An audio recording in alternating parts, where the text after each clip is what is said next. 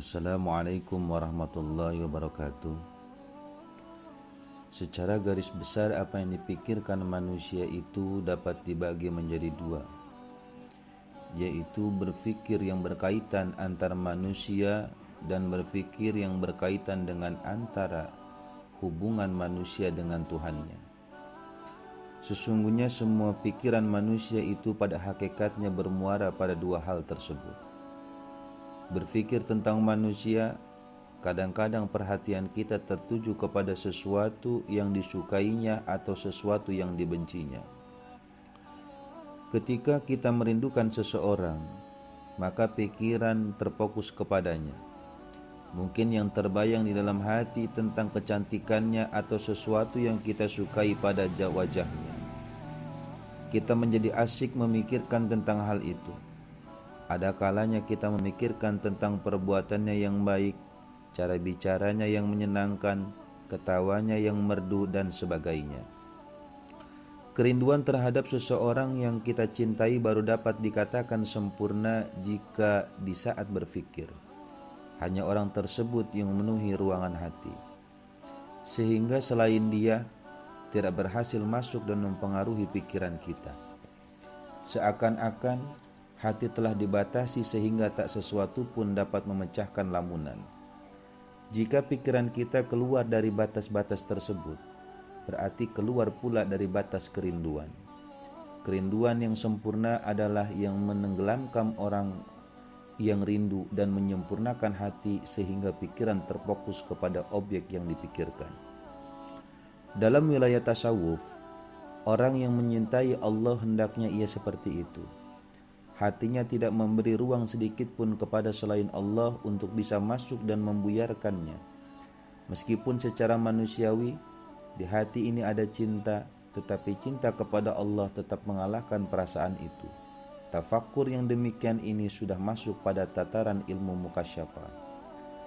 Jika seseorang berpikir tentang interaksi sosial antar sesama, berarti itu artinya ia bertafakur dalam wilayah muamalah.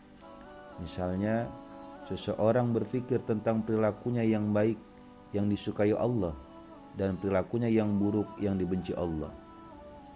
Dia juga memikirkan tentang lintasan-lintasan perbuatan hati seperti sifat-sifat yang baik dan sifat-sifat yang mencelakakan dirinya sendiri.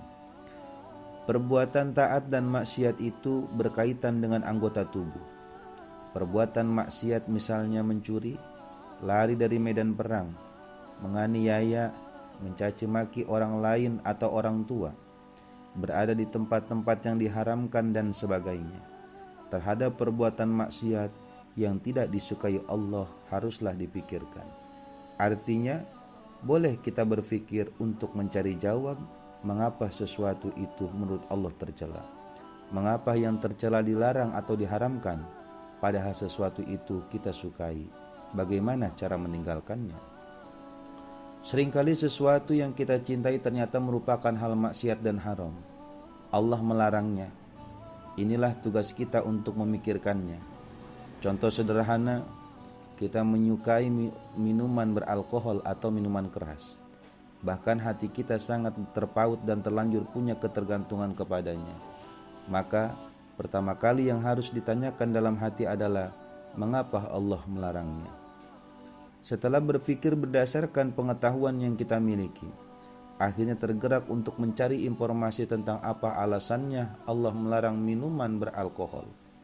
Kita akan menemukan jawabannya. Ternyata menurut ilmu kedokteran, minuman keras dapat merusak jaringan tubuh. Menurut pandangan ekonomi, kebiasaan itu menghabiskan uang. Menurut pandangan ilmu sosial, peminum itu suka mabuk dan sering mencelakakan orang lain maupun dirinya sendiri.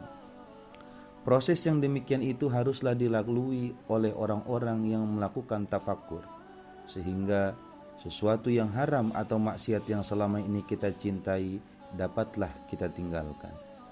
Alasan meninggalkan sesuatu yang dicintai itu karena merugikan diri sendiri, baik secara fisik maupun secara ruhaniah.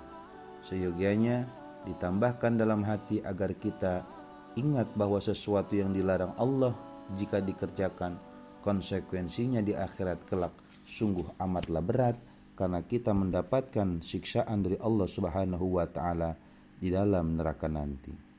Mudah-mudahan kisah ini bermanfaat. Wassalamualaikum warahmatullahi wabarakatuh.